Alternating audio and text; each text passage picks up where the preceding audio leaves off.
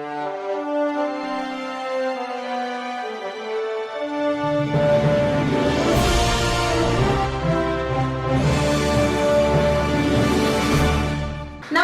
मी Shweta Pawar. City TV लाईव्हच्या बातमीपत्रात आपलं स्वागत आहे.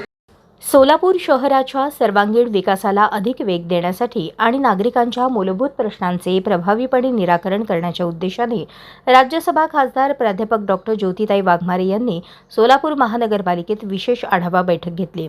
महानगरपालिका आयुक्तांसह विविध विभागांच्या प्रमुख अधिकाऱ्यांशी सविस्तर चर्चा करत शहराच्या विकासासाठी प्रशासन आणि लोकप्रतिनिधी यांच्यात अधिक सक्षम समन्वय ठेवून काम करण्याच्या सूचना त्यांनी दिल्या.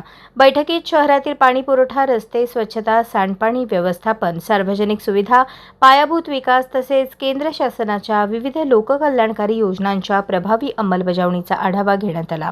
नागरिकांच्या दैनंदिन अडचणी तातडीने सोडवण्यासाठी प्रत्येक विभागाने नियोजनबद्ध पद्धतीने काम करावे असे निर्देश खासदार डॉक्टर वाघमारे यांनी दिले.